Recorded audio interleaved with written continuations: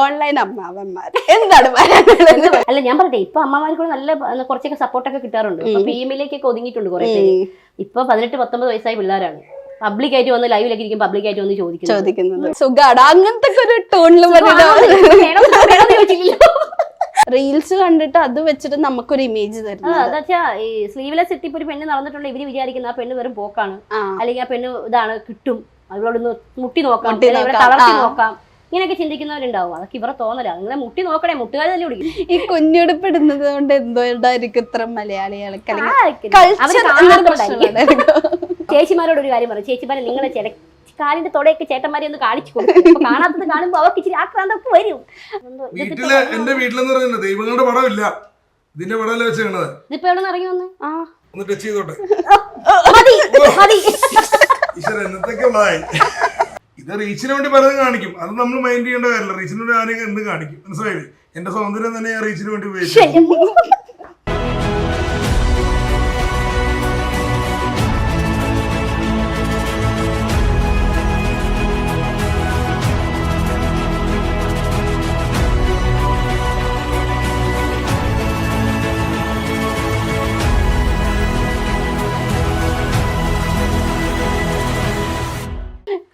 പിന്നെയുള്ള ഒരു ട്രെൻഡ് എന്നൊന്നും പറയാൻ പറ്റില്ല, നമുക്ക് പണ്ട് മുതലുള്ള കാര്യം ഓൺലൈൻ അമ്മാവന്മാർ എന്താണ് പറയാനുള്ളത്? അല്ല ഞാൻ പറയട്ടെ, ഇപ്പൊ അമ്മമാർക്ക് നല്ല കുറച്ചൊക്കെ സപ്പോർട്ടൊക്കെ കിട്ടാറുണ്ട്. ഇപ്പൊ ഫീമെയിലേക്കൊക്കെ ഒതുങ്ങിയിട്ടുണ്ട് കുറെ പേര്. ഇപ്പൊ 18-19 വയസ്സായ പിള്ളേരാണ് പബ്ലിക്കായിട്ട് വന്ന് ലൈവിലൊക്കെ ഇരിക്കും, പബ്ലിക്കായിട്ട് വന്ന് ചോദിക്കുന്നത്. പിന്നെ അമ്മമാരെ പിന്നെ പറഞ്ഞിട്ട് കാര്യമില്ല. അമ്മമാർക്ക് ചിന്ത രാത്രി വയസ്സിനെ കാലത്താകുമ്പോൾ അങ്ങനെയല്ലല്ലോ, വയ്യാതെ കുഴമ്പൊക്കെ തേച്ച് കാലിൽ പോയി കിടന്ന് ഉറങ്ങുമ്പോഴത്തേക്കും അമ്മമാര് പുല്ല് ഇന്നും പോയി. അപ്പൊ അവർക്ക് സ്വാഭാവികമായിട്ട് നമ്മളെ പോലുള്ളവര് തുള്ളി സ്വാഭാവികം. അല്ല ഞാൻ ചിലരൊക്കെ ചാറ്റിന്റെ സ്ക്രീൻഷോട്ടൊക്കെ ഫേസ്ബുക്കിലൊക്കെ ഇടുന്നുണ്ട്, കഴിച്ചോ, സുഖാണ് അങ്ങനത്തെ ഒരു ടോണിൽ അതെ അങ്ങനത്തെ ഒരു ടോണിലുള്ള ഓൺലൈൻ അമ്മാവന്മാരെ ഞാൻ ചോദിച്ചത്. അങ്ങനെയൊക്കെയുള്ള അനുഭവം ഉണ്ടായിട്ടുണ്ട്. ഞാൻ മെസ്സേജിൽ ഒന്ന് നോക്കി അങ്ങനെ റിപ്ലൈ ഒന്നും കൊടുക്കാൻ, നമുക്ക് അറിയാവുന്നൊക്കെ ആരെങ്കിലും വരുവാണെങ്കിൽ റിപ്ലൈ കൊടുക്കും. രാത്രി 11 മണിക്ക് 11:30 ശേഷം കൂടുതൽ ചേട്ടനാണ് എന്റെ സോഷ്യൽ മീഡിയ ഹാൻഡിൽ ചെയ്യുന്നത്. അപ്പോഴത്തേനും ചേട്ടൻ ഇങ്ങനെ രാത്രി ആകുമ്പോഴത്തേനും നമ്മൾ കിടക്കുമല്ലോ, ഒരു 12 മണിയൊക്കെ ആവും കിടക്കുമ്പോൾ. ആ സമയത്തൊക്കെ ആകുമ്പോൾ മെസ്സഞ്ചറിൽ ഇങ്ങനെ വന്നിട്ട് മുത്തേ സുഖമാണോ, സ്റ്റോറി ഇപ്പോഴാണ് കൂടുതൽ വരുന്നത്. മുത്തേ സുഖമാണോ, കിടന്നില്ലേ? അപ്പൊ മുത്ത് കിടന്നു, മുത്തിന്റെ ചേട്ടൻ മെസ്സേജ് റിപ്ലൈ ചെയ്യും. പിന്നെ അവര് ബ്ലോക്ക് ചെയ്തു പോകും. എന്റർടൈൻമെന്റ് കൂടി ആയിരുന്നു. പിന്നെ അവരങ്ങനെ ബ്ലോക്ക് ചെയ്തു. അതും ചേട്ടന്റെ വക കുറെ തഗ്ഗും ചേട്ടൻ കൊടുത്തോളൂ അതിനുള്ള മറുപടി. അറിയാവുന്നവരൊക്കെ ആണെങ്കിൽ ഞാൻ സംസാരിക്കുന്ന പോലെ തന്നെ അവിടെ ഇവിടെ ഉണ്ട് എന്നുള്ള രീതിക്കൊക്കെ എന്നോട് പിണക്കോ, ഞാൻ വിളിച്ചിട്ട് എന്താ എടുക്കത്തെ, അങ്ങനെ മെസ്സേജ് ഇങ്ങനെ വിളിച്ചോണ്ടിരിക്കുന്നവരുണ്ട്. അവരെയൊക്കെ നമ്മൾ അപ്പൊ തന്നെ ബ്ലോക്ക് ചെയ്യും. അല്ലെങ്കിൽ എന്തെങ്കിലും കാര്യങ്ങളിലൊക്കെ ആണെങ്കിൽ നമ്മളെ കോൺടാക്ട് ചെയ്യുവാണെങ്കിൽ നമ്മൾ നമ്പർ ഇട്ട് കൊടുത്തിട്ട് ഫോൺ വിളിച്ചിട്ട് സംസാരിക്കും. പിന്നെ ഫോൺ കൊടുത്തു കഴിയുമ്പോഴത്തേന് പിന്നെ വാട്സപ്പിൽ വരുന്ന ചോറുണ്ടോ, കഴിച്ചു, ഇന്ന് ഇവിടെ എവിടെ പോയി, ഇപ്പൊ എവിടെയാ, ചന്ദ്രേട്ടൻ എവിടെയാ? അയ്യോ കോമഡിയാണ് ഇങ്ങനെയൊക്കെ. ഇപ്പൊ നമ്മള് ഈ റീൽസ് ചെയ്യുന്നത് കണ്ടിട്ട് പലരും നെഗറ്റീവായിട്ട് ഒരു കണ്ണിലൂടെ കാണുന്നത് എല്ലാ സ്ത്രീകൾക്കും വരുന്നൊരവസ്ഥയല്ലേ? ലൈക്ക് ഒന്നും ചെയ്തില്ലെങ്കിലും കാണും, പക്ഷെ എന്നാലും റീൽസ് കണ്ടിട്ട് അത് വെച്ചിട്ട് നമുക്കൊരു ഇമേജ് തരുന്നത്. അതാ ഈ സ്ലീവ്ലെസ് ഇട്ടിപ്പോ ഒരു പെണ്ണ് നടന്നിട്ടുണ്ട്, ഇവര് വിചാരിക്കുന്ന ആ പെണ്ണ് വെറും പോക്കാണ്, അല്ലെങ്കിൽ ആ പെണ്ണ് ഇതാണ് കിട്ടും, അവളോടൊന്ന് മുട്ടി നോക്കാം, തളർത്തി നോക്കാം, ഇങ്ങനെയൊക്കെ ചിന്തിക്കുന്നവരുണ്ടാവും. അതൊക്കെ ഇവരെ തോന്നലാ. നിങ്ങളെ മുട്ടി നോക്കണേ, മുട്ടുകാർ തന്നെ പിടിക്കും. അതന്നെ നമുക്ക് പെൺകരുത്ത്. ഞാൻ പ്രത്യേകിച്ച് കരാട്ടെ കൂടി അത് ഞാൻ ചോദിക്കാൻ വരുന്നത്. ഞാനേ ഇന്ന് രാവിലെ പ്രൊഫൈൽ എടുത്ത് നോക്കിയപ്പോൾ കരാട്ടെ എന്ന് പറഞ്ഞിട്ടാണ്. ശരിക്കും കരാട്ടെ പഠിച്ചിട്ടുണ്ടോ? പർപ്പിൾ ബെൽറ്റ് ആയി പഠിച്ചിട്ട്. പിന്നെ ഞാൻ അവിടെ നിന്ന് ഇങ്ങോട്ട് മാറിയപ്പോ എനിക്ക് ക്ലാസ്സിൽ പോകാൻ പറ്റാണ്ടായി. എന്തുകൊണ്ട് ഈ കരാട്ടെ എന്ന് പറഞ്ഞൊരു സംഭവം? ഞാൻ ശരിക്കും പറഞ്ഞു, ഞാൻ ഫൈറ്റ് പഠിക്കാൻ വേണ്ടി ചെന്നാ സിനിമയ്ക്ക് വേണ്ടിയിട്ട്, അവഞ്ചേഴ്സ് എന്ന് പറഞ്ഞ സിനിമയ്ക്ക് വേണ്ടിയിട്ട്. അപ്പൊ മാസ്റ്റർ എന്റെ ബോഡിയൊക്കെ ഫ്ലെക്സിബിൾ ആവുന്ന കണ്ടപ്പോൾ തന്നെ മാസ്റ്റർ എന്നോട് പറഞ്ഞു, നീ ഒരു കാര്യം ചെയ്തു, എന്തായാലും കൊറോണ സമയമല്ലേ, ഡെയിലി ക്ലാസ്സിന് പോലെ നിന്നെ ക്ലാസ് ആയിട്ട് തന്നെ എടുത്ത് ബേസിക് ഒക്കെ പഠിപ്പിച്ചു തരാമെന്ന് പറഞ്ഞു. അങ്ങനെ ആ സമയത്ത് നമ്മൾ രാവിലെ വന്നിട്ട് എല്ലാ ദിവസവും 2 മണിക്കൂർ ക്ലാസ് അറ്റൻഡ് ചെയ്തു. 3-4 വർഷം പഠിച്ചു. 4ാമത്തെ വർഷമായിരുന്നു പർപ്പിൾ ബെൽറ്റ് വരെ ആയി. ബ്ലാക്ക് എടുക്കാമെന്ന് എനിക്ക് ആഗ്രഹം ഉണ്ടായിരുന്നു. പിന്നെ എനിക്ക് ഇവിടെ വന്ന് താമസം മാറി കഴിഞ്ഞപ്പോൾ പറ്റാണ്ടായി. ഇനി കണ്ടിന്യൂ ചെയ്യണം എന്നൊക്കെ ആഗ്രഹമുണ്ട്. ആശാൻ വയ്യാതെ കിടക്കുക, കാലൊന്ന് സ്ലിപ്പായിട്ട്. ശാശൻ പറഞ്ഞു നീ പോരെ, ക്ലാസ്സിൽ എടുക്കാന്നൊക്കെ പറഞ്ഞു. ഞാൻ പ്ലാൻ ചെയ്യുന്നുണ്ട്, ഒരു ദിവസമെങ്കിലും ആഴ്ചയിലേ. ഇപ്പത്തെ സ്ത്രീകളുടെ ഡിഫൻസിന് ഈ മാർഷൽ ആർട്സ് ഒക്കെ പഠിച്ചിരിക്കണം എന്ന് തോന്നുന്നു. തീർച്ചയായിട്ടും എന്തെങ്കിലും ഒരു കഴിവില്ലാതെ ഇപ്പോഴത്തെ കാലത്ത് നമുക്ക് ജീവിക്കാൻ പറ്റത്തില്ല. ഇപ്പൊ ആർട്ടായിട്ടോ അല്ലെങ്കിൽ പാട്ടോ ഡാൻസ് പിന്നെ എല്ലാ പെൺപിള്ളേർക്കും അറിയാമെന്ന് എനിക്ക് തോന്നുന്നു. ഇപ്പോഴത്തെ കാലത്ത് കുറവാണ് അറിയത്തില്ലാത്തവരൊക്കെ. ഡാൻസ് എല്ലാവർക്കും അറിയാം. അപ്പം അല്ല കഴിവുണ്ട് എന്ന് വെച്ചാൽ ഒരു റീല് കണ്ടാലും ആ സ്റ്റെപ്പ് പഠിക്കാനാണല്ലോ ആർട്ടിസ്റ്റ് നമ്മളെ ഇപ്പോഴത്തെ പിള്ളേർക്ക് കഴിവുണ്ട്. എന്തെങ്കിലും കൂടുതലും ഞാൻ പറയുന്നത് കരാട്ടെ അതുപോലുള്ള യോഗ അങ്ങനത്തെയൊക്കെ എല്ലാ പെൺകുട്ടികളും പഠിച്ചിരിക്കുക. കരാട്ടെ ഏറ്റവും നല്ലത് കരാട്ടെയാണ്. കാരണം നമ്മുടെ മൈൻഡ് തന്നെ യോഗ കരാട്ടെ ഒക്കെ പഠിച്ചാൽ നമ്മുടെ മൈൻഡ് തന്നെ നമുക്ക് സെറ്റ് ആവുന്നത്. അതിന്റെ ഉദാഹരണമാണ് ഞാൻ കരാട്ടെ പഠിച്ച് മാസ്റ്റർ എന്നോട് പറഞ്ഞു, നമ്മൾ എന്തുണ്ടായാലും നീ അവിടെ ക്ഷമ വേണം. നമ്മൾ തല്ലിക്കോട്ടെ, നമ്മൾ ഉന്തിയിട്ടോട്ടെ, നമുക്ക് അവിടെ ക്ഷമ വേണം. ഒറ്റ കഴിക്കാൻ നമുക്ക് പറ്റാതെ ഒറ്റ ഒന്നും കൊടുക്കണം, കൊടുക്കുന്ന പിന്നെ അവൻ അനങ്ങരുത്. അങ്ങനെയാണ് ചെയ്യാന്ന് പറയും. ഞങ്ങൾ ശരിക്കും തല്ലി തന്നെയാണ് പഠിപ്പിച്ചേ. ആക്ഷൻ മാത്രമല്ല, ഞങ്ങൾ ശരിക്കും നമ്മുടെ ഓപ്പോസിറ്റ് നിൽക്കുന്ന വ്യക്തിനെ നമ്മൾ തല്ലി തന്നെ നമ്മൾ പഠിച്ചത്. ബോഡി ഭയങ്കര ഫ്ലെക്സിബിൾ ആയിട്ട് ചെറുപ്പം മുതലേ ക്ലാസിക്കലൊക്കെ കളിച്ചിട്ട് ബോഡി ഭയങ്കര ഫ്ലെക്സിബിൾ ആണ്. കിക്കൊക്കെ ചെയ്യുന്ന ബിജോ ചേട്ടൻ്റെ ഒക്കെ നല്ല ഹൈറ്റിലൊക്കെ കിക്കൊക്കെ ചെയ്യും. ഓ അത്രയും ഇതിലൊക്കെ. അപ്പൊ ഇനിയിപ്പോ ഒരു ഫൈറ്റിന് പോണെന്ന് എനിക്ക് ഫൈറ്റ് മൂവിയോട് ഭയങ്കര ഇഷ്ടമാണ്. വനത്തിൽ കൂടെ ഒക്കെ ഇങ്ങനെ ചാടി പറന്നിറങ്ങി അങ്ങനെയൊക്കെ ആ മൂവി ബാണി വിശ്വനാഥാണ് എന്റെ റോൾ മോഡൽ. അപ്പൊ അങ്ങനെ വല്ല ഫൈറ്റ് ചെയ്യുന്ന റോളൊക്കെ വന്നാല് എനിക്ക് ഡ്യൂപ്പൊന്നും വേണ്ട, ഞാൻ ചെയ്യും. അതെ. ഇപ്പൊ നമ്മുടെ സന്തോഷ് പണ്ഡിറ്റ് ആളെ പറ്റി കേൾക്കുമ്പോ തന്നെ എന്താ പറയാ, ആള് ഭയങ്കര തരംഗമായ ഒരാളാണ്. അപ്പൊ ആളെ ഒപ്പം വർക്ക് ചെയ്ത എക്സ്പീരിയൻസ് എങ്ങനെ ഉണ്ടായിരുന്നു? എന്ന് വെച്ചാൽ സാധാരണ നമ്മള് വലിയ ക്രൂ മെമ്പേഴ്സ് ഒന്നും ഇല്ലാതെ വളരെ തുച്ഛമായ കുറച്ച് പേരും, വലിയ ലൊക്കേഷൻ ഒന്നുമില്ല, ക്രൗഡ് ഇല്ല, ലൊക്കേഷൻ ഇല്ല, വലിയ സാലറി ഇല്ല, എന്നാൽ ആർക്ക് ബുദ്ധിമുട്ടില്ലാത്ത പോലെ ആൾ തന്നു വിടുകയും ചെയ്യും. അങ്ങനെയുള്ള ഒരുമിച്ച് എല്ലാവരും കൂടി സഹകരിച്ച് അങ്ങനെ ചെയ്യുന്ന ഒരു മൂവി. എക്സ്പീരിയൻസ് നല്ലതായിരുന്നു. പക്ഷെ സൗകര്യങ്ങളില്ലാത്തതുകൊണ്ട് നമുക്ക് ഒന്നും എന്താ പറയാ, ഡ്രസ്സൊക്കെ മാറാനും നമ്മൾ അദ്ദേഹത്തിന്റെ ഫ്രണ്ട്സിന്റെ വീട്ടിലേക്ക് നമ്മളെ കയറ്റിയിട്ട് നമ്മൾ അവിടെ ഡ്രസ്സ് മാറി വരുന്നു. അങ്ങനെയൊക്കെ സേഫാണ്. പിന്നെ ഇങ്ങനത്തെ ഒരു വലിയ ക്രൗഡും കാര്യങ്ങളൊന്നും അല്ല, അങ്ങനെയുള്ളൊരു ഇത്. ഇപ്പൊ പൊതുവെ നമ്മുടെ സൊസൈറ്റിയിൽ ഒരു പ്രാവശ്യം ആളെ ഭയങ്കര എല്ലാവരും കുറ്റപ്പെടുത്തുമായിരുന്നു. എന്ത് പറഞ്ഞാലും ആളെ അറ്റാക്ക് ചെയ്യായിരുന്നു. അത് കഴിഞ്ഞിട്ട് കുറച്ച് കഴിഞ്ഞപ്പോൾ ആള് പറഞ്ഞതിലും കാര്യമുണ്ട്, അങ്ങനെ പറയുന്ന ഒരു രീതിയിലോട്ട് ആര്. അപ്പോൾ ഒരു സന്തോഷ് പണ്ഡിറ്റ് എന്ന വ്യക്തി എന്ന നിലയിൽ എന്താ തോന്നിയേക്കുന്നത്? എനിക്ക് അഭിമാനം മാത്രമേ ഉള്ളൂ. അതുകൊണ്ടല്ലേ ഞാൻ സിനിമ അദ്ദേഹത്തിന്റെ കൂടെ ഞാൻ സിനിമ അഭിനയിച്ചു. എന്നെ പല ആൾക്കാരും വിളിച്ച് കളിയാക്കി. അതുവരെ എന്നെ കുറ്റം പറഞ്ഞുകൊണ്ടിരിക്കുന്നവരാട്ടോ. എന്നെ കുറ്റം പറഞ്ഞുകൊണ്ടിരിക്കുക, എന്റെ റീല് കണ്ടില്ലേ, മറ്റേ റീല് നീ എന്തിനാ സന്തോഷ് പണ്ഡിറ്റിന്റെ കൂടെ അഭിനയിക്കാൻ പോയി? ഞാൻ പറഞ്ഞു അത് എന്റെ ഇഷ്ടമാണ്. അദ്ദേഹം എന്നോട് സംസാരിക്കുന്ന രീതി, അല്ലെങ്കിൽ അദ്ദേഹം എന്നോട് പെരുമാറിയ രീതി, എനിക്കത് നോക്കിയാൽ പോരെ. ശരിയാ. സോഷ്യൽ മീഡിയ തന്നെ എന്താണെന്ന് അദ്ദേഹമാണ് നമുക്ക് മുന്നിൽ പറഞ്ഞു തന്നതും. അപ്പോഴും എന്നോട് ഇങ്ങനെ അദ്ദേഹം പറയും, വലിയ രീതിയൊക്കെ ഇടും കേട്ടോ, ഇങ്ങനെയാണ് രീതിയൊക്കെ ഇടേണ്ടത്, അങ്ങനെ ചെയ്യുന്നതൊക്കെ. നമുക്ക് നല്ലൊരു കുടുംബത്തിലെ അംഗത്തിനെ പോലെ എന്നോട് സപ്പോർട്ട് ചെയ്ത് അത്രയ്ക്കും നമ്മളെ സ്നേഹിക്കുന്ന ഒരു വ്യക്തിയാണ്. ഇപ്പോഴും വിളിക്കും, ഇടയ്ക്ക് സംസാരിക്കും. അപ്പോൾ എൻ്റെ ഫോട്ടോസിലൊക്കെ എനിക്ക് കമൻറ്റ് വരെ എനിക്ക് നല്ലൊരു വ്യക്തിയാണ്. മനുഷ്യ ഒരുപാട് ആൾക്കാർക്ക് സപ്പോർട്ട് ചെയ്യാറുണ്ട്, ഒരുപാട് ഹെൽപ്പ് ചെയ്യാറുണ്ട് എന്നൊക്കെ പറയും. അങ്ങനെയൊക്കെ ചെയ്യാറുണ്ട്. ഇപ്പം എല്ലാവരും എല്ലാം തികഞ്ഞവരാകുമോ? ആരെങ്കിലും ഒരിക്കലും ആവില്ല. നമ്മുടെ സൗന്ദര്യത്തിലും നമ്മളെ ആദ്യം സ്നേഹിക്കുക, നമ്മുടെ മനുഷ്യന്മാരെ നമ്മൾ ആദ്യം സ്നേഹിക്കുക, നമ്മുടെ വിശ്വാസത്തെ നമ്മൾ സ്നേഹിക്കുക, നമ്മുടെ വിശ്വാസത്തെയും നമ്മുടെ ഇഷ്ടങ്ങളെയും നമ്മൾ മുറുകെ പിടിക്കുക. അപ്പോൾ നമുക്ക് വിജയിക്കാൻ പറ്റും.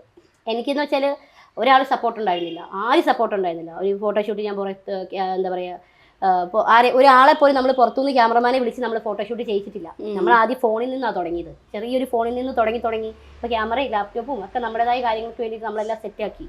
അതൊക്കെ സോഷ്യൽ മീഡിയ വഴിയാണ്. ഈ പറയുന്ന ആൾക്കാരെ വാക്കും കേട്ടിരുന്നെങ്കിൽ ഇതൊന്നും എനിക്ക് ഉണ്ടാവുന്നില്ല. ഒരു കുടുംബത്തിൽ ഒരു സമയത്ത് ഒരു 100 രൂപ കൈ പിടിച്ചിട്ട് ആത്മഹത്യക്ക് ചിന്തിച്ച ആൾക്കാരാണ് ഞങ്ങൾ. അവിടെ നിന്ന് ഇപ്പം ഞങ്ങൾക്ക് എത്താമെന്നുണ്ടെങ്കിൽ എനിക്ക് എൻ്റെ ഹസ്ബൻഡിന് എന്നോടുള്ള വിശ്വാസം, എനിക്ക് അദ്ദേഹത്തിനുള്ള വിശ്വാസം, ഞങ്ങളുടെ മക്കൾക്ക് ഞങ്ങളുള്ള വിശ്വാസം, എൻ്റെ അച്ഛനും അമ്മയ്ക്ക് ഞങ്ങളുള്ള വിശ്വാസം, അതൊക്കെ ഞങ്ങൾ മുറുകെ പിടിച്ച് പോകുന്നതാണ്. പിന്നെ കമന്റ് അത് അവർ ഇട്ടുകൊണ്ടിരിക്കട്ടെ, അതായത് നമുക്ക് തിരുത്താൻ പറ്റിയല്ലോ.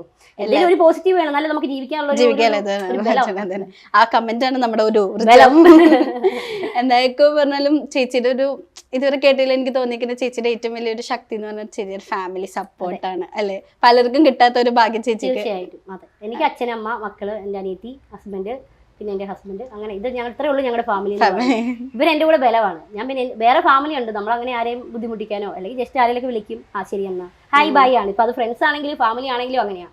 ഇവരങ്ങനെയല്ല. ഇവിടെ എന്തെങ്കിലും ഒരിക്കലും വിഷമം വന്നാലും അപ്പം തന്നെ അമ്മയെ വിളിച്ചിട്ട് അമ്മയുടെ ഒരു വാക്ക് കേൾക്കുക, ഇത് ചിലപ്പോൾ അമ്മയുടെ മടി തലവെച്ച് കിടക്കുക. അതിൻ്റെ ഒരു സുഖമൊന്നും നമുക്ക് വേറെ എവിടെയെങ്കിലും കിട്ടുമോ? അപ്പൊ അത് ഞാൻ ആഗ്രഹിക്കും, എൻ്റെ മോൾ ആഗ്രഹിക്കുന്ന അങ്ങനെ തന്നെയാണ്. അപ്പൊ ഞാനത് അവളോട് കാണിക്കും. നമുക്ക് ഇവിടെ നിന്ന് കിട്ടുന്നത് നമ്മൾ അങ്ങോട്ട് കൊടുക്കുന്നു, അത്രേ ഉള്ളൂ. അല്ലാതെ നമുക്ക് ആരെയും കുറ്റപ്പെടുത്തേണ്ട ആവശ്യം നമുക്കില്ല. ഇപ്പൊ ഞാൻ ബിജോച്ചനെ സ്നേഹിക്കുമ്പോൾ അവിടെ നിന്ന് എനിക്ക് ഇങ്ങോട്ട് സ്നേഹമാണ് കിട്ടുന്നത്. ഞാൻ ദേഷ്യപ്പെടാൻ തിരിച്ച് എന്നെ ദേഷ്യപ്പെടും. അത്രേ ഉള്ളൂ.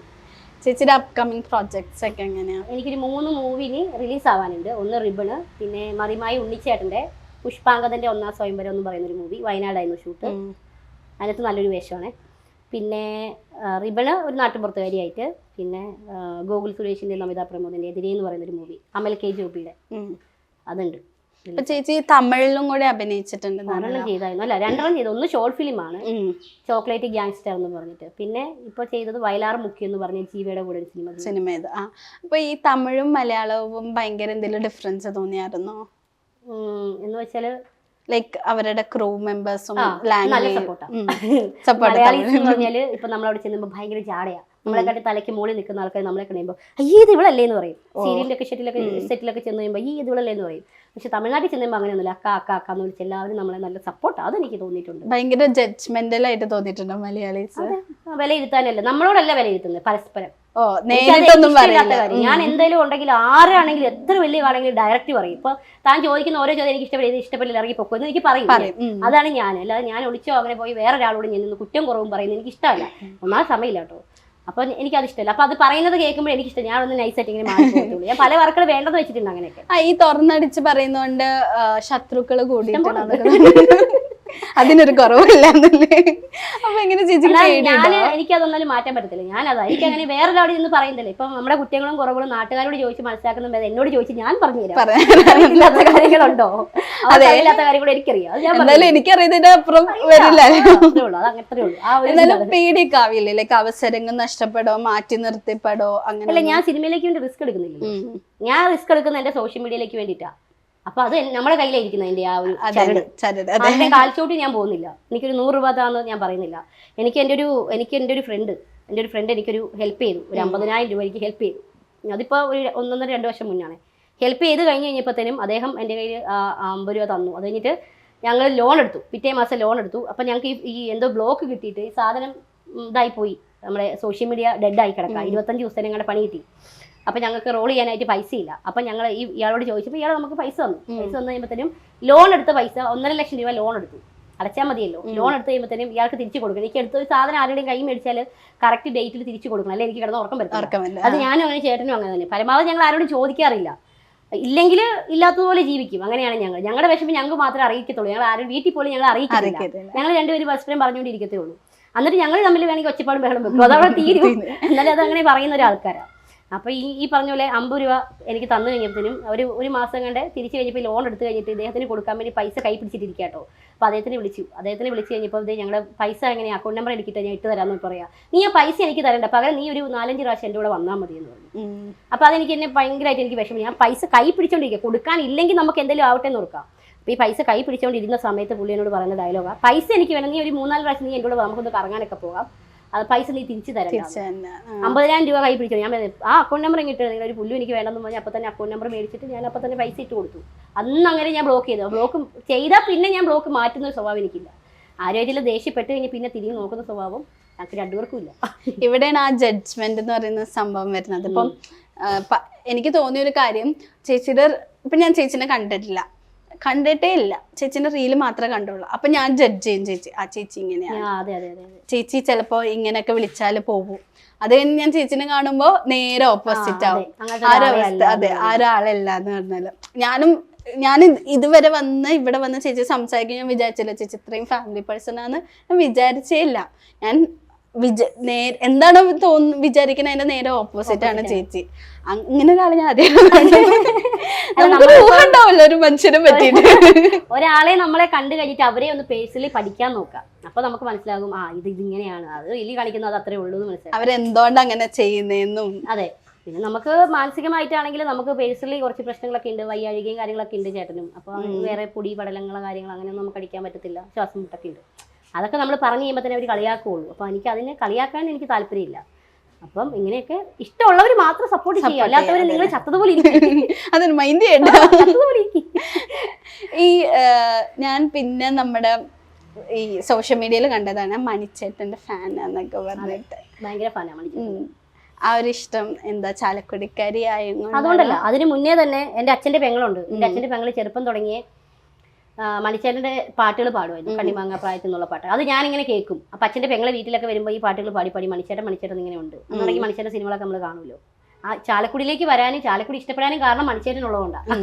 ഇവിടെ തന്നെ സെറ്റിൽ ആവണം എന്നൊക്കെ വിചാരിച്ചിരുന്നു. പിന്നെ ഞങ്ങൾ വന്നതിന് ശേഷം മണിച്ചേട്ടൻ മരിച്ചു. പിന്നെ എനിക്ക് കാണാൻ പറ്റിയിട്ടില്ല, അതുവരെ ഞാൻ കണ്ടിട്ടില്ല. കാണണമെന്ന് ഭയങ്കര ആഗ്രഹം ഉണ്ടായിരുന്നു. പക്ഷെ മരിച്ചപ്പോൾ പോലും എനിക്കൊന്നും പോകാൻ പറ്റില്ല. ഞങ്ങൾ ഡെലിവറി ഒക്കെ കഴിഞ്ഞ് കിടക്കുന്ന സമയമായിരുന്നു. ആ സമയമൊക്കെ അല്ല, ഡെലിവറി അല്ല, വീടിൻ്റെ പണിയൊക്കെ നടന്നുകൊണ്ടിരിക്കുന്ന സമയമൊക്കെ ആയിരുന്നു. അപ്പോൾ ഒരു ചേച്ചി നന്നായി പാടുന്നൊക്കെ കേട്ടായിരുന്നു. ഞാൻ പാടുന്നത് സ്വന്തമായിട്ട് ഞാൻ പറയില്ല, നിങ്ങൾ പറയണോ?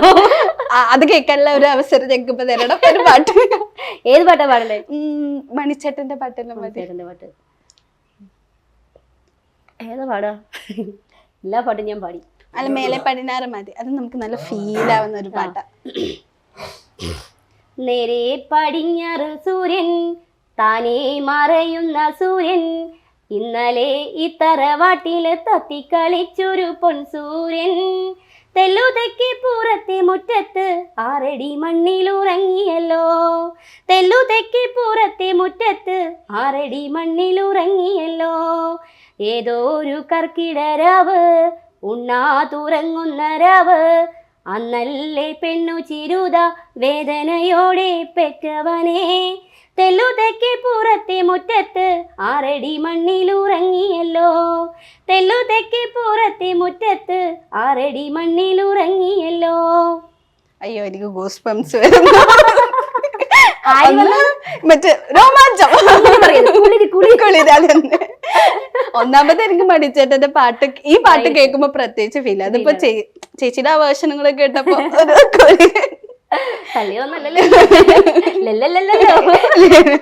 ഇതിനുള്ള തെറി കിട്ടുവേ. കൂറപ്പാട്ട് കേട്ടിട്ട് ആളോടെ നിനക്ക് രോമാഞ്ചം. പക്ഷെ കഴിവിന് എന്തായാലും നമ്മള് പ്രശംസിക്കണം. അതും കൂടി തെറ്റിച്ചെന്ന്. എന്തല്ലേ, കരാട്ടക്കാരി, ഡാൻസുകാരി, പാട്ടുകാരി, അഭിനയിക്കും. എല്ലാം ഒരു അടുക്കളയെ കെട്ടി പൊതിഞ്ഞു പോവേണ്ട ഞാനാണ്. അതിനെന്റെ ഹസ്ബൻഡാണ്. ഒരുപാട് നന്ദി എനിക്ക് പറയാനുള്ളത്. എനിക്ക് എന്റെ ലൈഫ് പോലും കൊടുത്താൽ തീരത്തില്ലാത്തത്രയും കിടപ്പാട് അദ്ദേഹത്തോട്. അതെ, ഒരാള് നമ്മുടെ ലൈഫിലോട്ട് വന്നാൽ മതി നമ്മുടെ ലൈഫ് മാറി മാറിയാൻ. അത് നമ്മളിപ്പോ കല്യാണം കഴിഞ്ഞിട്ട് ഞങ്ങൾക്ക് 2 പിള്ളേരായി. എന്നിട്ട് ഞങ്ങളുടെ ജീവിതം തീർന്നുകൊണ്ടിരിക്കും. ഇപ്പോഴാണ് ശരിക്കും ഞങ്ങളുടെ ലൈഫ് ഞങ്ങൾ ആസ്വദിക്കുന്നത്. ഇപ്പൊ ഓരോ ട്രിപ്പ് പോകുമ്പോഴാണെങ്കിലും ഞങ്ങൾ തഗ് പറയും വണ്ടിക്കകത്ത്, എന്ത് രസം അറിയാമോ നമ്മുടെ പറഞ്ഞു. അങ്ങനെ ജീവിച്ചില്ലെങ്കിൽ നമ്മുടെ ജീവിതത്തിനൊരു മീനിങ് ഇല്ലാത്ത ഒരു അവസ്ഥയാവും. വീട്ടുകാരൊക്കെയാണ്, എന്റെ ഫാമിലി എല്ലാവരും എന്നോട് പറയും, ഇത്രയും നാൾ കടന്ന് കഷ്ടപ്പെട്ടില്ലടാ, ഇനി നിങ്ങൾ അടിച്ചു പൊളിക്കുന്നു പറയും. പക്ഷെ നാട്ടുകാർക്ക് അത് അറിയില്ലല്ലോ, ലൈഫ് ഒന്നും അറിയില്ല എങ്ങനെയാണ് എന്താണെന്ന്. അതുകൊണ്ടാണ് അവർ തെറിയൊക്കെ പറയുന്നത്. പിന്നെ കുറച്ച് കുഞ്ഞുടുപ്പ് തയ്ച്ചു വെച്ചേക്കണ കുഞ്ഞുടുപ്പൊക്കെ ഇടാൻ വേണ്ടിയിട്ടില്ലേ. ഈ കുഞ്ഞുടുപ്പ് ഇടുന്നത് കൊണ്ട് എന്തുകൊണ്ടായിരിക്കും ഇത്ര മലയാളികൾക്ക് അതന്നെ ഈ കൾച്ചർ എന്ന് പറയുന്ന ഒരു പ്രശ്നം കൊണ്ടാണോ? ചേച്ചിമാരോട് ഒരു കാര്യം പറയും, ചേച്ചിമാരെ നിങ്ങളെ കാലിന്റെ തൊടയൊക്കെ ചേട്ടന്മാരെ ഒന്ന് കാണിച്ചു കൊടുക്കും. കാണാത്തത് കാണുമ്പോ അവർക്ക് ഇച്ചിരി ആക്രാന്തൊക്കെ വരും. അതുകൊണ്ടായിരിക്കും ഈ ഇപ്പൊ പുരുഷന്മാർക്കാണെങ്കിൽ. പക്ഷെ ഇത് ഈക്വലി ആണ്. പുരുഷന്മാർക്കല്ലേ പ്രശ്നം, പുരുഷന്മാരെക്കാളും പ്രശ്നം സ്ത്രീകളാ അല്ലേ? ഒരു നന്നായിട്ട് എനിക്ക് ഇത് പറ്റുന്നില്ല, അപ്പൊ ഇവളിട്ട് കഴിഞ്ഞ ഓഹോ ഇവിടെ ഒന്ന് തളർത്തി വിടാം. ആ കാര്യം എന്നൊക്കെ പറഞ്ഞാല് നമ്മുടെ ചേട്ടന്മാര് പൊളിയാ. എന്തൊക്കെ പറഞ്ഞാൽ നമുക്ക് സപ്പോർട്ട് ചെയ്യുന്ന അവരല്ലേ പെണ്ണുങ്ങളെ കാട്ടി. അല്ലേ, അതന്നെ. ഒരു പെണ്ണിന് മറ്റൊരു പെണ്ണിനോട് കുശുമ്പ് കൂടുതലാണല്ലോ. എനിക്ക് കുശുമ്പൊന്നുമില്ല കേട്ടോ, നല്ല സുന്ദരിയാ. ആദ്യം അത് പറഞ്ഞായിരുന്നു, നല്ല സുന്ദരിയാണ്. പക്ഷെ ഞാൻ ശരിക്കും പറയാണ്, ഞാൻ പേഴ്സണലി പറയാണ്, ചേച്ചിക്ക് ഒഫൻഡ് ആവുമെന്ന് എനിക്കറിയില്ല. ചേച്ചിയുടെ റീൽ കാണുമ്പോൾ ഞാൻ ജഡ്ജ് ചെയ്യും. ഇപ്പം എൻ്റെ ഏജിൽ ജഡ്ജ് ചെയ്യാൻ പാടില്ലാത്തൊരു ഏജാണ്, കാരണം യങ്സ്റ്റേഴ്സ് ആണ്. പക്ഷെ ഞാൻ ജഡ്ജ് ചെയ്തു. പക്ഷെ ജഡ്ജ് ചെയ്തിട്ട് ഞാൻ ആ ഗേറ്റ് കയറി വരുന്ന വരെ ഉള്ളൊരു ഇമേജേ അല്ല ചേച്ചിനോട് ഇപ്പം എനിക്കുള്ളത്. I really respect you. Thank you. Like എന്താ പറയാ, നമ്മള് ഏൺ ചെയ്യുന്ന റെസ്പെക്ട് അത് ചേച്ചി എന്തായാലും ഏൺ ചെയ്യുന്നുണ്ടെന്ന് തന്നെ എനിക്ക് പറയാനുള്ളത്. അത് ഞാൻ മനസ്സിൽ തട്ടി പറയുന്ന ഒരു കാര്യമാണ്. മനസ്സിൽ കണ്ണുണ്ടപ്പോ അതന്നെ ഞാൻ ഓപ്പൺ ആയിട്ട് ലൈക്ക് എനിക്ക് ഒഫൻഡ് ആവുമെന്നുള്ളൊരു ഡൗട്ട് ഉണ്ടായിരുന്നുള്ളൂ. പക്ഷെ ചേച്ചി അങ്ങനെ എടുക്കുന്ന ഒരാളല്ലാത്തോണ്ട് ഞാനിത് ഓപ്പൺ ആയിട്ട് ചേച്ചിനോട് പറയുന്നത്. ചേച്ചി ഏൺ ചെയ്ത റെസ്പെക്ട് തന്നെയാണ് ഇത് എന്നുള്ളത്. അല്ല, എനിക്കും എന്താ പറയാറുണ്ട്, പേഴ്സണലി അറിയാവുന്നതിന്റെ എന്നോട് പറയാറുണ്ട്, നീ ഇത്ര സിമ്പിൾ ആണോ, നീ ഇത്ര പാവാണോ. പക്ഷെ റീലി കാണിക്കുന്ന കാലാകലം നമുക്ക് നമ്മുടെ എങ്കിലും അതാണല്ലോ, നമുക്ക് ചെയ്യാതിരിക്കാൻ പറ്റത്തില്ല. അല്ലെങ്കിൽ പിന്നെ ഇതൊക്കെ അടച്ചു പൂട്ടി വെച്ചിട്ട് നമുക്ക് മരിക്കാനൊന്നും നേരമില്ല. ലൈഫ് മുറുകെ പിടിക്കണ്ടേ, ഫാമിലി ഉണ്ടേ, നോക്കണം. ഇതിപ്പോ എന്നെയല്ല തെറി പറയുന്നത്, എന്റെ വീട്ടുകാർ സേഫ് ആണല്ലോ, അത്രയും ഞാൻ നോക്കാറുള്ളൂ. കുഴപ്പമില്ല, പറയട്ടെ. പക്ഷെ ആ ഫാമിലി സപ്പോർട്ട് തന്നെ നമ്മൾ പിന്നെ ഒന്നും നോക്കട്ടെ. അച്ഛനാണേലും അമ്മയാണേലും മക്കളാണേലും ഒക്കെ കട്ടയ്ക്കുക. പിന്നെ സ്കൂളിൽ ചെല്ലുമ്പോൾ ടീച്ചേഴ്സ് ഒക്കെ ആണെങ്കിലും അതൊക്കെ എല്ലാം ഞങ്ങളെ പേഴ്സണലി അറിയാവുന്നില്ല. അതുകൊണ്ട് നമുക്ക് അതൊന്നും ഒരു ബാധിക്കുന്ന കേസില്ല. നിങ്ങൾ എന്നോട് പറയാ, ഈ വീഡിയോ ഒക്കെ ചെയ്തിട്ട് നിങ്ങൾ അങ്ങനെ പബ്ലിക്കായിട്ട് നമ്മൾ തലവഴി മുണ്ടൊക്കെ ഞാൻ ഇങ്ങനെ കണ്ണിന് ഹോളൊക്കെ ഇട്ടിട്ട് ഇങ്ങനെ പൊക്കിയൊക്കെ നോക്കും, എന്നിട്ടാ പോകുന്നതെന്ന് പറയാം. ഞാൻ പബ്ലിക്കായിട്ട് ചാലക്കുടി മാർക്കറ്റിൽ പോയി സാധനങ്ങൾ മേടിച്ച് എന്റെ വീട്ടിൽ വേണ്ടുന്ന കാര്യങ്ങളും ചെയ്യും. എന്റെ അച്ഛൻ്റെ അവിടെ ചിലവർ അവിടെ വിട്ടാൻ പോകും. ഇതൊക്കെ ചെയ്യുന്ന ആളാണ് ഞാൻ. പിന്നെ ലൈവില് വരുമ്പോൾ ഞാൻ നല്ല പുട്ടിയൊക്കെ ഇട്ട് മേക്കപ്പ് മേക്കപ്പ് ഒക്കെ ചെയ്ത് ഇങ്ങനെ വന്നിരിക്കുള്ളൂ. പക്ഷെ ചിലവര് പറയാറുണ്ടല്ലോ, ലൈക്ക് നമ്മൾ ചെയ്യുന്ന കാര്യം നമ്മുടെ മക്കൾ അനുഭവിക്കും, അല്ലെങ്കിൽ മക്കൾക്കായിരിക്കും അതൊക്കെ അങ്ങനെയൊക്കെ ഇപ്പോഴത്തെ കാലത്തൊക്കെ അത് വലിയ ആവശ്യമുണ്ട്. ഇപ്പൊ മക്കള് അപ്പനും അമ്മയും പോലും പറഞ്ഞാൽ കേൾക്കാത്ത കാലഘട്ടം. നമ്മളെ നോക്കിയ ഭാഗ്യം എന്ന് പറഞ്ഞിരിക്കുന്ന കാലഘട്ടത്തിലാണ് ഇതൊക്കെ പറഞ്ഞുകൊണ്ട് വരുന്നത്. ഇന്നോ നാളെ തീരുന്ന് പറഞ്ഞിരിക്കുന്ന കാലഘട്ടത്തില് നീ വരാൻ പോകുന്ന സമയം നോക്കി ദുഃഖിച്ചിരിക്കാൻ നമുക്ക് പറ്റൂല. പിന്നെ ഞാൻ ഒരു കാര്യം കൂടി പറയാം, ഇപ്പൊ നമ്മുടെ മക്കളെ മാത്രം നോക്കി എന്നുള്ളൊരു പേര് നമുക്ക് കിട്ടിയാലും നമുക്കൊരു 40, 45, 50 വയസ്സാകുമ്പോൾ ഇവര് എന്തായാലും നമ്മളെ അനാഥാവസ്ഥയെ കൊണ്ട് വിടും. ഇവർക്കൊരു ജീവിതമായി കഴിയുമ്പോഴത്തേനും. അപ്പൊ നമ്മളുള്ള ലൈഫില് ഇവരെ നോക്കുക, നമ്മുടെ ലൈഫിൽ നമുക്ക് വേണ്ടി 1 മണിക്കൂർ 2 മണിക്കൂറൊക്കെ മാറ്റിയൊക്കെ വെച്ചേക്കാം, ഒന്ന് എൻജോയ് ചെയ്യുക. അല്ലാന്നുണ്ടെങ്കിൽ ഉണ്ടല്ലോ രാഷ്ട്രീയം കടക്ക് പുറത്തുനിന്ന് ചവിട്ടേക്ക് ഉന്തിയിടും കൊണ്ടുവന്ന്. പിന്നെ നമ്മൾ കുറച്ചിറങ്ങിട്ട് നമ്മൾ എന്താ ലൈഫിൽ ചെയ്തേ അങ്ങനെ ഒരു തോട്ട് വരില്ലേ? നമുക്ക് പറയാല ഞാൻ ഇന്ന സ്ഥലം കാണാൻ പോയി, ഞാനും നടിച്ചു പൊളിച്ചു നമുക്ക് പറയാം. അതെ, മക്കളെ കൈ പിടിച്ചോണ്ട് നമ്മൾ ജീവിച്ചു കഴിയുമ്പോഴത്തേനും ഇതുങ്ങളെ വഴിക്കിറങ്ങി പോകും. ഒരു ഇതുമില്ല, ഉറപ്പാണ്. അത് ഏത് നാട്ടിൽ പോവാണെങ്കിലും ഏത് ടൗൺ ആണെങ്കിലും ഉണ്ടാവും. നോക്കൂ, ആ ഒരു തോട്ടില്ല പാരന്റ്സിന് ഇപ്പൊ വേണ്ടതാണെന്ന് തോന്നുന്നുണ്ടല്ലേ? ഇപ്പത്തെ ഒരു അവസ്ഥക്ക് വെച്ചിട്ട് അത് എന്തായാലും കരുതിയിരിക്കണം. നമുക്ക് വേണ്ടി ഒരു 2 മണിക്കൂർ മാറ്റി വെച്ചേക്കാം. അപ്പോൾ നമ്മൾ ഇത്ര നേരം ചേച്ചിയുടെ കുറെ കാര്യങ്ങളും ഒരുപാട് ഇന്റർവ്യൂവിൽ പറഞ്ഞിട്ടുണ്ടെങ്കിലും എന്നാലും ചേച്ചിയുടെ ഒരുപാട് കാര്യങ്ങളൊക്കെ കേൾക്കാൻ പറ്റി. അപ്പോൾ ഇത് ഇത്ര നേരം ഞങ്ങളുടെ ഒപ്പം ടൈം സ്പെൻഡ് ചെയ്തതിന് താങ്ക് യു. എന്റെ ലൈവിന്റെ സമയമാണ്, സമയം പോയിക്കൊണ്ടിരിക്കുകയാണ്. 1 മണി തുടങ്ങി കത്തിക്കുന്ന സമയമാണ്. നമസ്കാരം. ഇതന്നെ പെട്ടെന്ന് വിളിക്കാണ്ട് എന്ത് പരിപാടി കാണിച്ചത്? ഞാനവിടെ എന്തോരം ഓടിയെന്നറിയോ? നിമിഷ ചാലക്കുടി. നമസ്കാരം. എന്ത് ആരാധനയെന്നറിയോ? എന്റെ വീട്ടിലെന്ന് പറയുന്നത് ദൈവങ്ങളുടെ പടമില്ല, ഇതിന്റെ പടമല്ല വെച്ചേക്കണത്. അല്ല, ഞാൻ ഇവിടെ പോയപ്പോ ഇവിടെ ഇന്റർവ്യൂ എടുക്കുക, എന്തായാലും എനിക്കൊന്ന് വൈറലാണ്. ചേട്ടാ, ഒരു ഇന്റർവ്യൂ നടക്കല്ലേ, ഇങ്ങനെ മാനേഴ്സ് ഒക്കെ വേണ്ട, കയറി വരാവോ? അങ്ങനെയല്ല പറഞ്ഞ കാരണം വെച്ചാൽ ഞാൻ വലിയൊരു ഫാനാണ്. കാരണം ഒരു ദിവസം ഇദ്ദേഹത്തിന്റെ വീഡിയോ ഒരു 50 തവണയും കാണും. മാതി തള്ളിയത് പോതാ വഴി പോ, ഗേറ്റ് വേണം തുറന്നു പോ. എന്തായാലും നിങ്ങളെ മുഖം കണ്ടപ്പോ ഒരു പാട്ട് ഒരു വരി ഒന്ന് പാടാനാണ്. ഓടേണ്ട ഓടേണ്ട ഓടിത്തളരേണ്ട ഓമന പൂമുഖം വാടിടേണ്ട, 1.5 മണിക്കൂറായി പൂമുഖം വാടാതെ സൂക്ഷിച്ചാൽ ഓമന ചുണ്ടത്ത്. ഞാൻ എന്തോ വലിയ ബാബുജി. എന്തായാലും ഒരുപാട് സന്തോഷം. കാരണം ഞാനൊരു ബിഗ് ഫാനാണ്. ഞങ്ങളൊരു അമ്പലം പണിയാൻ പോവാണ്. നിങ്ങൾ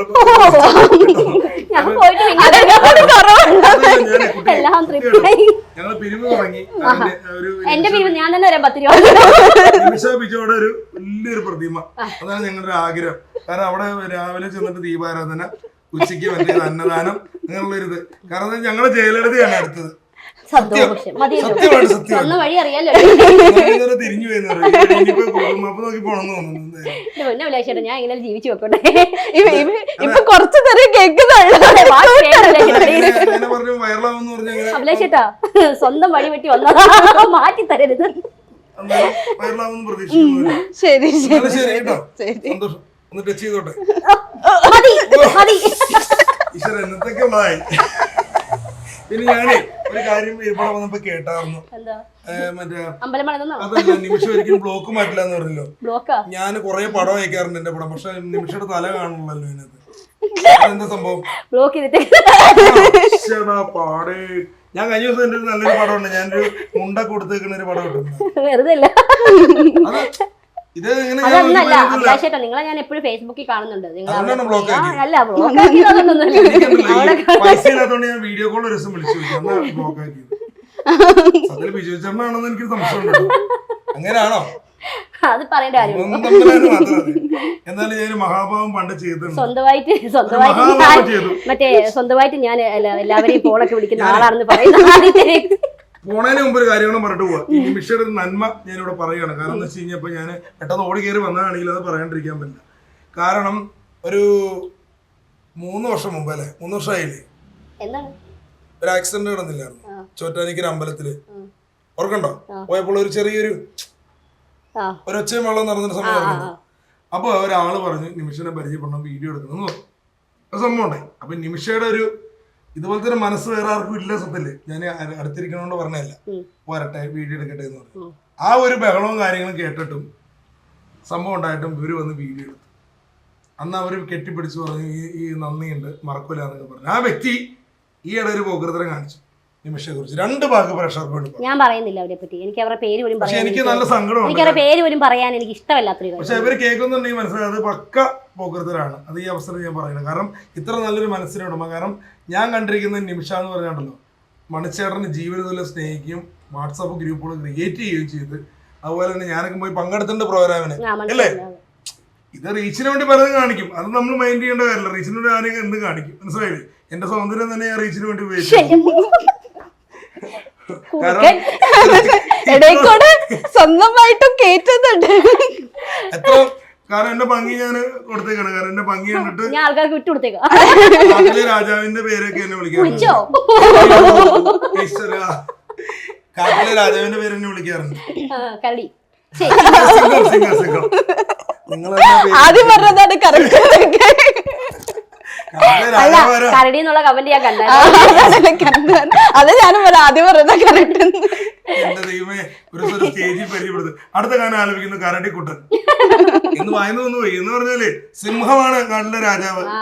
ഇതുവരെ മനസ്സിലായത് പണ്ട്. ഇപ്പൊ അങ്ങനെയല്ല, ഇപ്പൊ കരടിയാ. ന്യൂജൻ കാലഘട്ടം അവർക്കുള്ളിലും ഉണ്ട്. എന്നാലും സന്തോഷം ഉണ്ടോ? ഞാനും എന്തായാലും ഇനി തന്നെ എല്ലാ പുഴയിലും ചാടി കുളിക്കാം.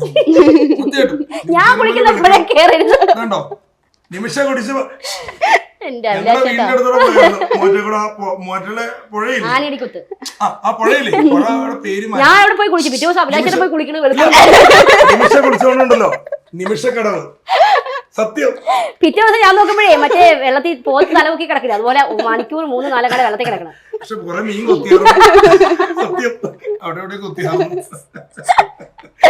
എന്നാലും ദൈവമേ എന്റെ ആഗ്രഹം സഹായിച്ചു തന്നു. ഒന്ന് വൈറലാവണം നിർത്തി ഞാൻ നിമിഷയുടെ വീട് ഇങ്ങനെ നീ ഒന്ന് നോക്കണ പോയി അമ്പലം സോഷ്യൽ മീഡിയയിൽ കിട്ടും അതിനുള്ള തെറുക്കി. സന്തോഷം സന്തോഷം മാഡം. കൈകൾ വെട്ടിത്തരൂ. ഈ കൈയാണ് ഓക്കെ, എന്നാലും ഞാനൊന്ന് നീക്കോട്ടെ. അപ്പൊ ഓടേണ്ട ഓടേണ്ട ഓടി തളരണ്ട ഓമന പൂമുഖം വെലുത്ത് പാടാതെ പൊക്കോളൂ. അല്ല അങ്ങനെയല്ല ഞാൻ ചെരുപ്പ് അല്ല ആരെയും ചോദിക്കേ, കാരണം അവിടെ നിന്ന് എന്തെങ്കിലും കിട്ടുമെന്ന് വെച്ചാലേ കൊണ്ടുപോകും. മാസം അടച്ചാൽ മതി. എനിക്കറിയില്ല, അതുകൊണ്ടാ. God bless you. ദൈവമേ, ഇന്ന് വീഡിയോ കാണണ്ട, നേരിട്ട് കണ്ടു. അപ്പൊ ശരി, നമുക്ക് മൈൻഡ് അപ്പ് ചെയ്യാം. Thank you so much.